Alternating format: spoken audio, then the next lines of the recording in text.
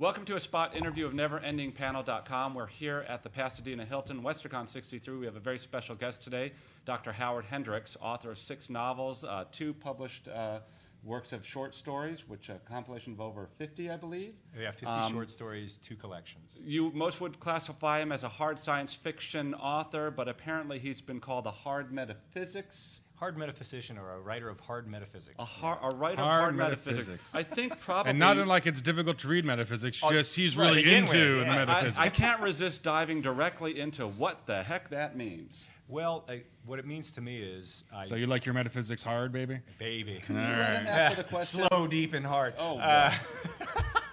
Give him the sword of retribution. If Eitan interrupts you again, you may hit him. Whack. There you go. Okay, there and you my go. brother. The sword of retribution. And my brother. Bank. Thank you. All right. Got it. That's not hard enough. That's like I knighted him or something. Exactly. Okay. There you go. What hard metaphysics means to me is that I'm working from plausible scientific background, not only on my physics, et cetera, but also on the nature of consciousness and how we know what we know. Almost always pops up in my novels. And so that whole question of how we know what we know, the nature of consciousness, always pops up in my work, and I try to keep up to date with what is most current in research in brain sciences. So do you get into the quantum yes. universe, also quantum theory? Because I know a lot of that. I finished reading, Eitan's in the process of reading the holographic universe. Yes, And which movie? I have read. Yes, okay. great. And yes. the movie What the Bleep? Yes, of course I've seen that. Of Right. course I have. Yes, and so you're familiar with the works of Wolf and Pribram and folks like that. Correct. Who deal with those very things. And I think some of the holographic, some of the quantum models of how the mind works are the current best theories that we have. I agree. I have no doubt that they'll be replaced. There's a wonderful quote that I want to throw out here right now. Please. From a physics guy, Stephen Wait Hawking. for the quote. Wait for the quote. Wait for it.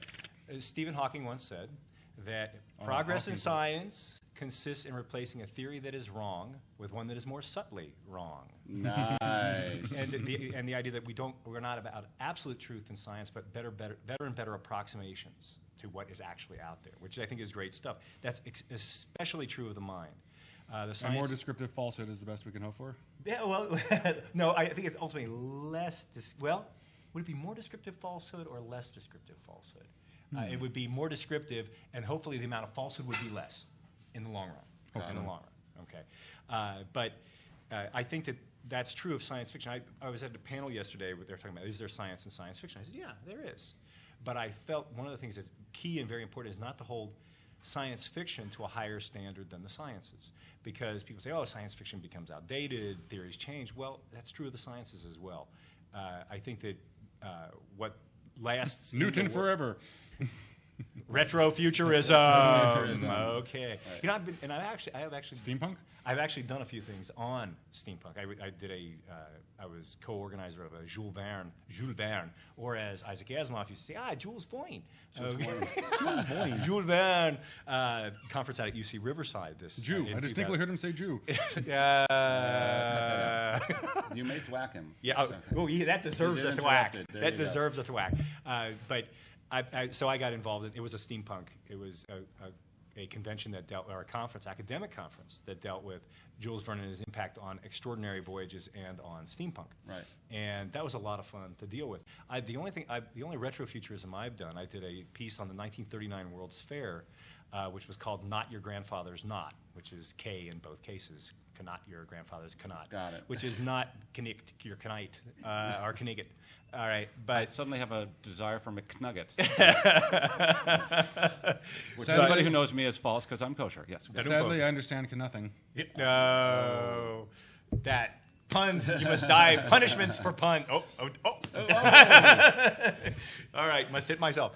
But that's one of the few retrofuturist pieces I did. It's the only time travel story I've done. It came out in analog in '08, I think it was, and that intrigued me too. Again, because that was mainly about that sort of confluence between time travel as something very much hard physics and something very much metaphysics. And that was a lot of fun writing that story. And Stan Schmidt at Analog took it, so it must have been good on the hard science end too. Yeah, that's pretty good. If Stan takes it. Yeah. You know.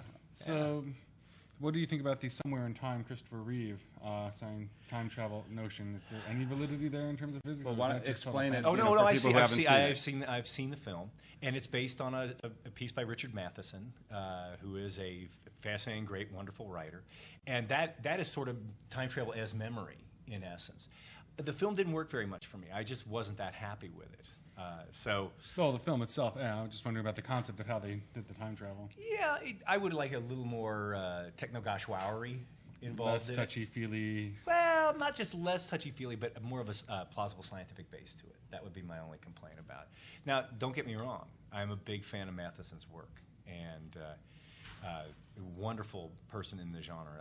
This past spring, I set up a symposium in honor of Ray Bradbury. It was funded by the Fresno County Library. Thank you, Fresno County Library. Wow. Did you get Ray? Yeah, via Skype. It was right after he fell down and hurt his hip. But yeah, he was there that way. But we had Sam Weller, his biographer. We had Greg Bear. We had Terry Bisson. We had George Clayton Johnson, an old friend of Ray's, also co-author of Logan's Run. And we had Tim Hamilton, who did the new graphic novel version of Fahrenheit 451. Wow, I didn't even know there was a graphic novel version. Yes, there is. But Very one of the cool. people I really wanted to have there and was not able to get, because he's harder and harder to get to travel, was Mr. Matheson, who is also an old friend of Ray's. So I have great respect for the work he has produced. I'm not that big a fan of that particular mode of time travel, but even personally, I'm not that big a fan of time travel. That's why I've only written one story, but it was fun when I was doing Well, it. once you read Larry Niven's Theory and Practice of Time Travel, you start to realize, well, maybe this isn't the Such a greatest good hard idea. science fiction thing to go into. We have a couple minutes left. Tell us what you're working on next. I'm working on a piece called Untroubled by Dreams, and it's a novel, and it's going to start appearing, hopefully, in serialization and analog soon. Let us hope. And it involves a split in cognitive styles that we're undergoing right now as a species, but that's always been with us, between hyper-attention and deep attention, between folks who are sort of linking hyperthinking from one point to another. Multitasking, right. Letter writers and texters. Well, to a degree, yes. And sort of deep focus people who tend to not want to multitask, tend to focus down on one thing. I think I would hold that those cognitive styles have been present throughout human history and prehistory.